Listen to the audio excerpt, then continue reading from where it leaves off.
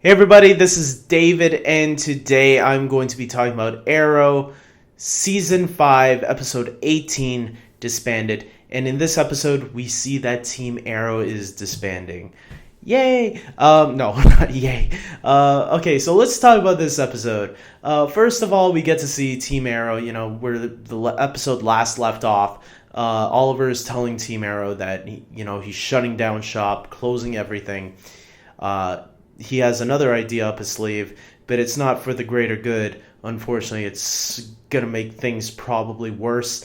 And, I really liked seeing how supportive Diggle was in this episode. Diggle, was his best friend since day one, since he started this crusade. And it was great seeing how strong Diggle was staying by Oliver's side through all of this in this episode. And I really like that dynamic that we haven't really seen Team Arrow this supportive to each other in a long time.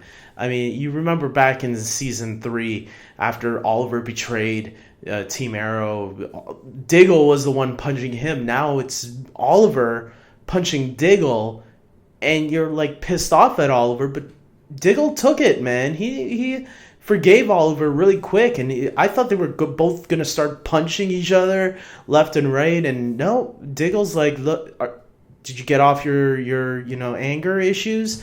And I really like that conversations that they were having in this episode together because Diggle has been through the worst and best times with Oliver, and to see him sticking around Oliver no matter what, that was the Diggle I really, really love.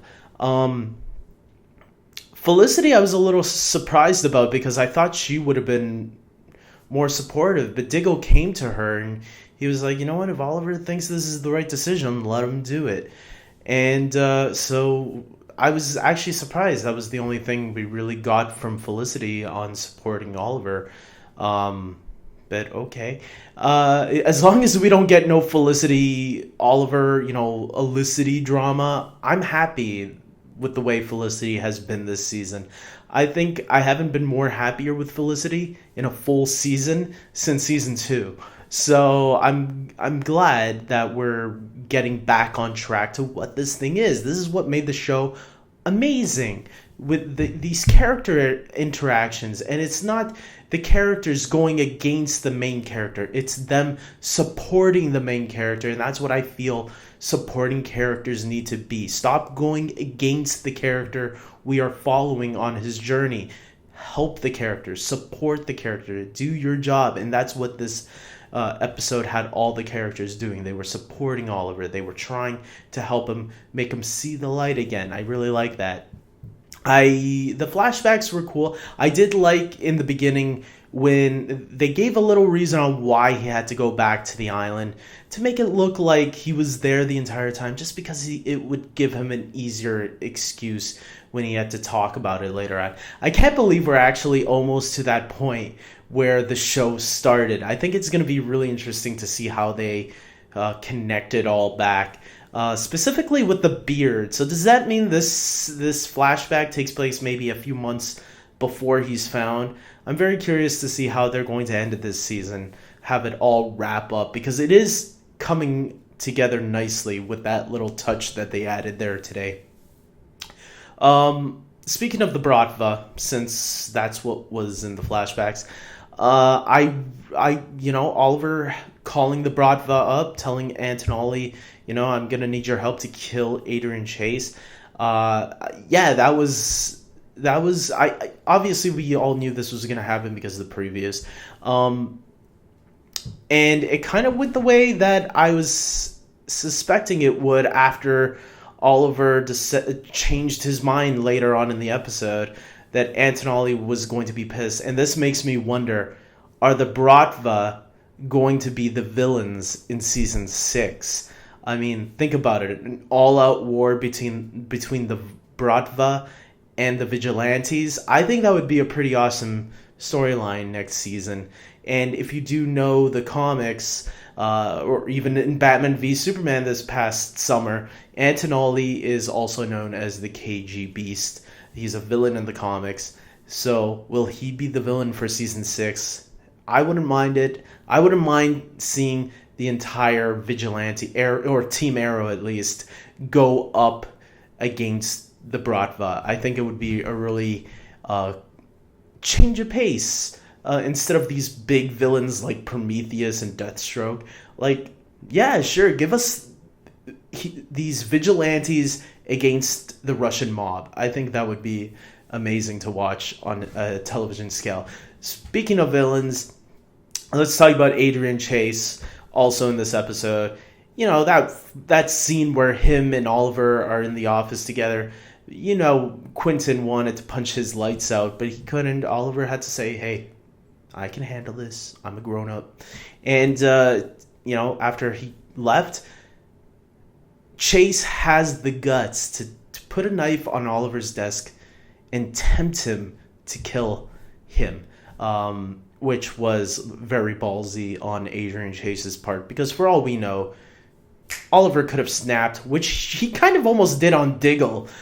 He could have just easily snapped, which looks like he was holding it in pretty well, and just threw that knife at him. But who knows, a big, huge fight would have happened, and it would have been awesome, because the fights in this episode were totally amazing.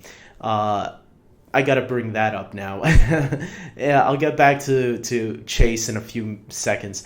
The fights at the especially at the end there, the huge battle at the end with the Bratva was crazy. The stunts, you had Wild Dog crashing through a window, and Black Canary, Dinah kicking some ass here and there. It was a really cool fight scene, and it got me thinking, man, when did the fight scenes get better than the Netflix shows? Because if you saw Iron Fist, I liked Iron Fist, but even I'm going to admit, yeah, the action sequences were no Daredevil. This was like, wow, this is awesome. And this is on a cable network, which you wouldn't expect to have this kind of action, and it did. Bravo, I love my show. And getting back on Adrian Chase, though, speaking of action, he didn't get a lot of action until that very end, where he just went all apeshit on the security guard and started beating them both and squeezing one of them on his back, and you see the blood dripping on his shoulder and everything. And then how he drives off right after, as the cops are passing him, he drives off with the blood splattered on his face, whistling to the song that's on the radio. It's like, that's creepy shit, man. This guy just murdered 2 officers and is now driving off all happy and dandy. Like, and the episode ends as if it's like a happy ending. Yeah, a happy ending for this psychopath. Man, that ending, I think, just shows the brutality that we are going to see Team Arrow face in these next 4 episodes, because there's only 4 episodes left, and then that's it. Arrow's done this season. I can't believe it, because this season has been a road trip. I loved it. Maybe 2 episodes were disappointing. I can't remember right now, but I've enjoyed almost every episode this season for sure. This season definitely is an improvement, and I'll save my full season review, even though I probably gave some of it away. But with that being said, guys, tell me your thoughts on this episode if you've seen it. Like this video if you agree with me. And subscribe to my channel if you are a huge fan of Arrow. And by the way, if you are also a fan of The Flash or Legends or Supergirl or Gotham, check out my DC TV recap, which I'll have up tomorrow, where I talk about all the DC TV shows that I watch. The ones that I just mentioned, including Arrow again. I'll give like a brief summary of what I thought, like the highlights, I guess, of what I really liked about this episode, which was 1 or 2 things that I talked about today right here. So until tomorrow then, take care.